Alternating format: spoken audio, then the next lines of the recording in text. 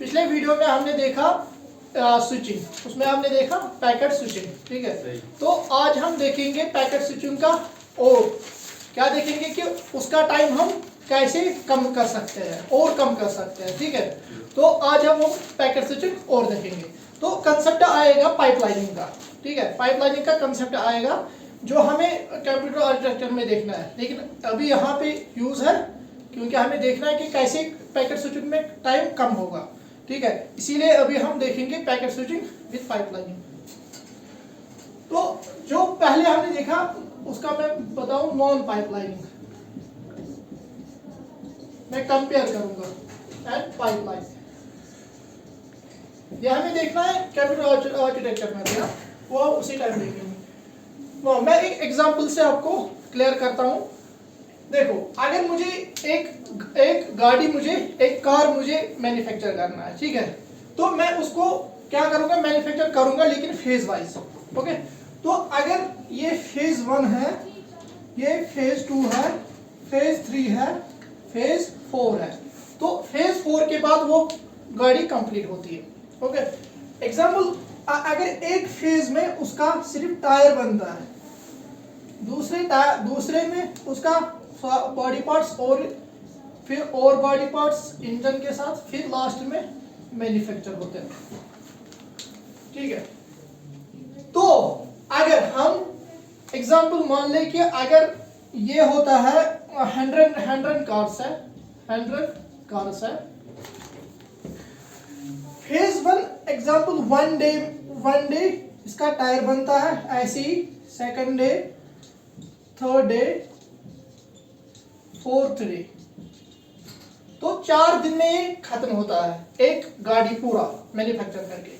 तो अगर ये 100 कार्स है तो कितना टाइम लगेगा, फिर 4 दिन लगता है एक कार को इनटू 100 कार्स, तो इसको 400 दिन लगेंगे, 400 डेज लगेंगे इस कार को बनाने के लिए, ठीक है। अगर यही, इसी को नॉन पाइपलाइनिंग बोलते हैं, क्योंकि जब टायर बनता है, ये टायर बनता है, इस फेज में कुछ नहीं रहता है फिर, क्योंकि ये आगे आगे चला जाता है, फिर इसको देते हैं टायर के साथ, तो यहाँ पे खाली होता है, ठीक है।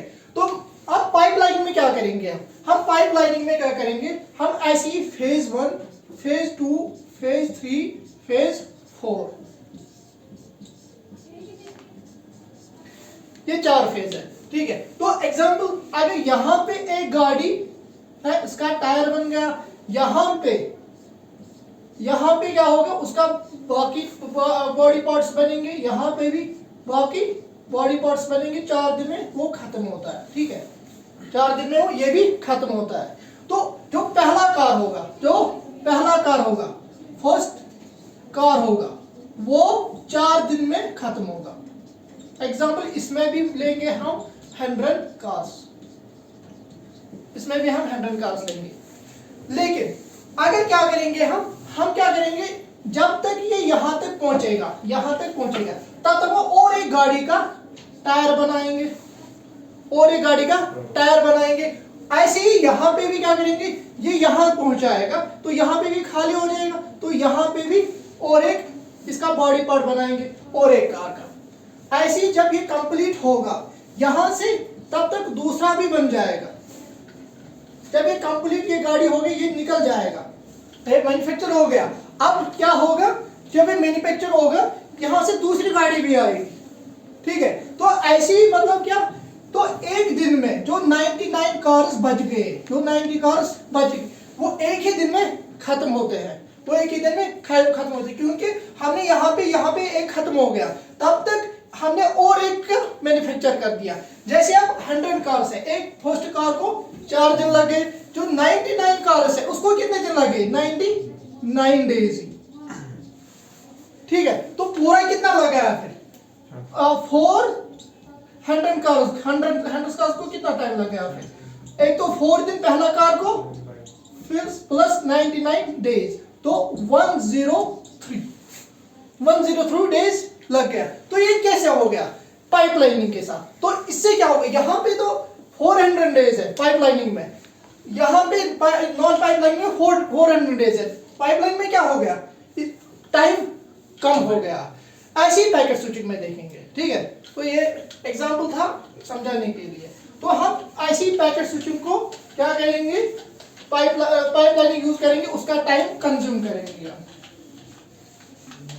ठीक है। मैं एक एग्जांपल दिखाऊंगा यहाँ पे, उसी हिसाब से हम देखेंगे कैसे टाइम कंज्यूम होता है। ओके, तो अगर मैं लूं डेटा एक, वो मैं लूं 100,000 MB लूंगा मैं, ठीक है। तो बैंडविड्थ लूंगा मैं 1 MB, मैं बाइट्स में सारे लूंगा Mbps, और वो कितना हो गया 10⁻6 बाइट्स। ओके, तो मैं क्या लूंगा, और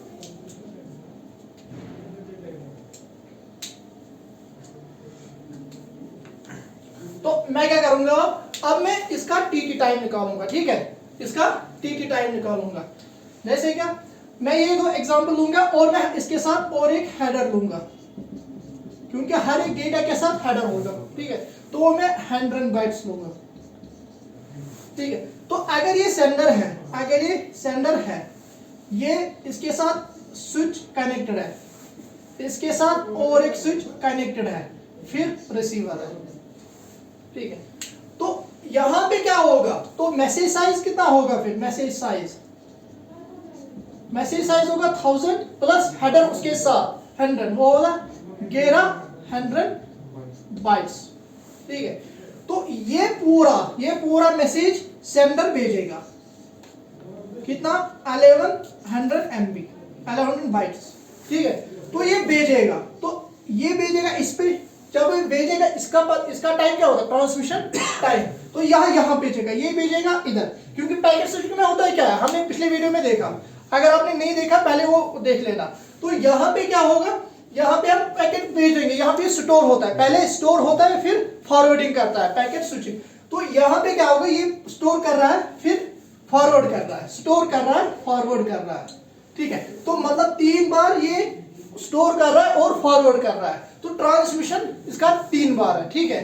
तो हमें कितना है यहाँ पे, अगर हम टीटी निकालेंगे, टीटी किसके बराबर है, टीटी है लेंथ, हमें पता है वो message length of data divide by bandwidth. Length of data कितना है, लेंथ ऑफ डेटा है पूरा 1100 बाइट्स, और बैंडविड्थ क्या है 10⁻6 बाइट्स, वो होता है 1.1 मिलीसेकंड, ठीक है।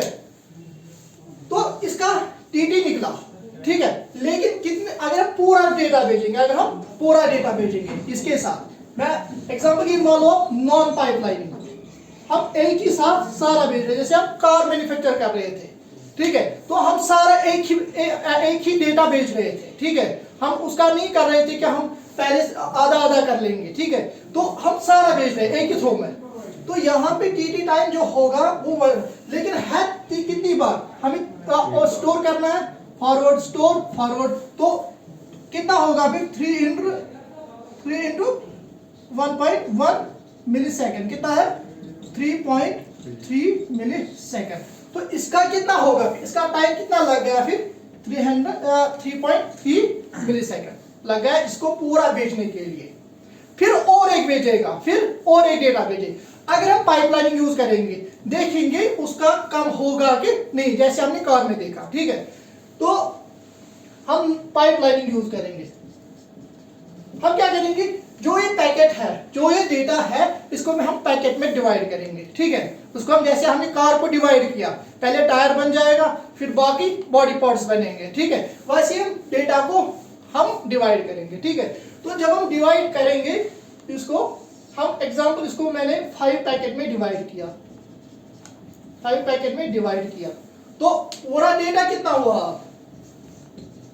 तो पैकेट कितना होगा, फिर अब 100 पैकेट हमें 1000 है, और डिवाइड बाई 5, वो कितना हुआ, वो हुआ 200,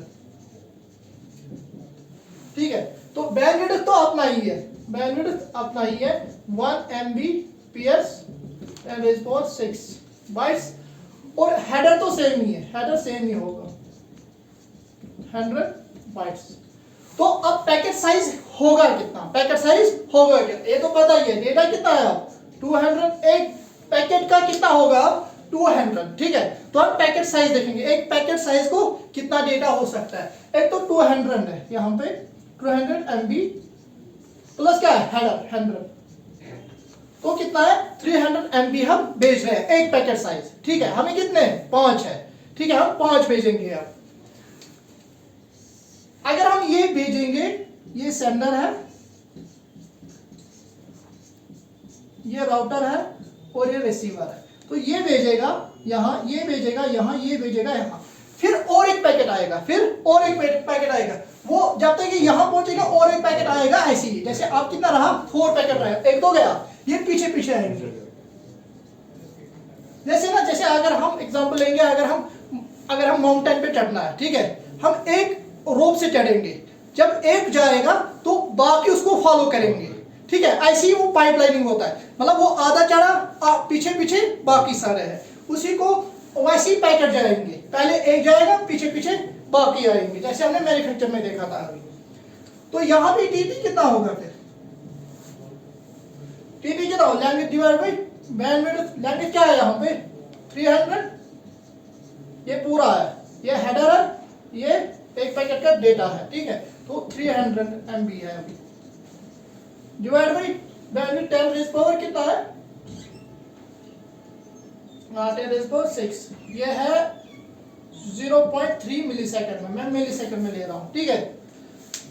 तो 0.3 एक डेटा को, लेकिन पहले पैकेट को कितना टाइम लगेगा, क्योंकि स्टोर हो रहा है, फॉरवर्ड हो रहा है, स्टोर हो रहा है, फॉरवर्ड, 3 बार 3 इन 0.3 मिलीसेकंड, किसको, पहले पैकेट को,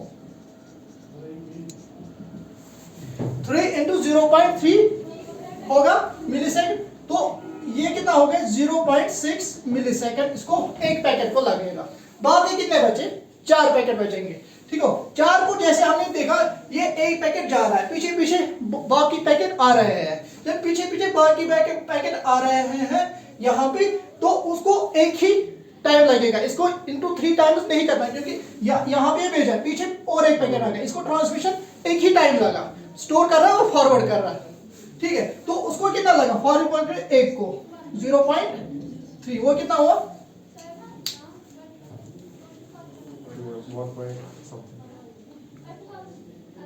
1.2, ठीक है। तो 1.2 है मिलीसेकंड, ये कंप्यूट कर लेना, ठीक है। तो पूरा कितना होगा फिर, टोटल पैकेट का, ये 4 पैकेट का, 4 पैकेट का, तो पूरा कितना होगा फिर, टोटल टाइम कितना होगा, एक तो 0.3 मिलीसेकंड प्लस 1.2 मिलीसेकंड, कितना होगा 1.5 मिलीसेकंड, आई थिंक, ये कंप्यूट कर लेना। अब देख लो, पहले क्या है, पूरा डेटा भेज रहे थे, अब क्या हो रहा है हमें, अब हम पैकेट उसमें भेज रहे हैं, ठीक है, एक के साथ एक, एक के साथ एक। अब देखो टाइम कम हो रहा है कि नहीं, कम हो रहा है कि नहीं। यहाँ पे हमने एक ही मैसेज भेजा, यहाँ पे हम पाइपलाइन यूज कर रहे हैं, हम पैकेट टू पैकेट भेज रहे हैं, यहाँ पे टाइम कम हो गया है, ठीक है। अब हम देखेंगे ये पॉसिबल है क्या, अगर हम पैकेट बढ़ाएंगे, अगर हम और डेटा को और पैकेट करेंगे, देखेंगे टाइम कम हो रहा है कि नहीं हो रहा है, ठीक है। तो वो देखेंगे अभी। अगर हम पैकेट कितना लेंगे, 10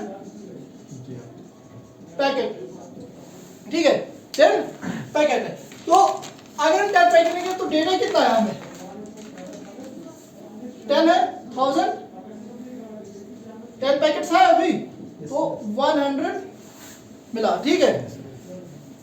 तो 100 MB है, तो बैंडविड्थ तो अपना ही है 1 Mbps, और हेडर क्या है, हेडर तो अपना ही है, ठीक है। तो पैकेट साइज क्या हो गया यहाँ पे 100 प्लस हेडर 100 बाइट, कितना हुआ 200 बाइट, ठीक है। तो हम क्या करेंगे, हम ये डेटा देखेंगे, 200 पैकेट साइज है, तो ये सेंडर है, ये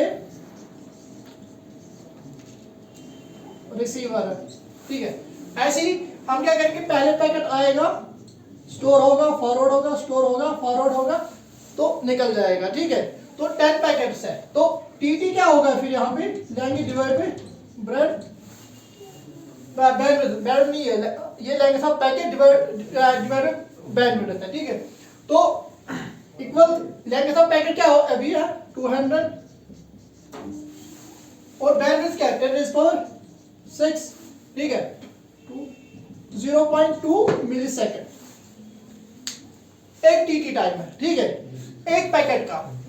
अगर 1 पैकेट का देखेंगे, 1 पैकेट का देखेंगे 3 बार हो रहा है, तो पहले ये जाएगा, ये तो सारे ट्रांसमिशन कर रहा है, पीछे पीछे बाकी आ रहे हैं, जैसे यहाँ पे जाएगा, तो 3 × 0.2 मिलीसेकंड, वो कितना हो गया 0.6 मिलीसेकंड। ठीक है, तो अब बाकी क्या होगा 9 पैकेट्स का क्या होगा फिर, एक तो 0.2 मिलीसेकंड इनटू क्या होगा 9 होगा, 9 तो 80, 1.8 मिलीसेकंड। हाँ, तो पूरा क्या होगा टोटल टाइम 1.8 प्लस 0.6 मिलीसेकंड, वो कितना हुआ 2.4।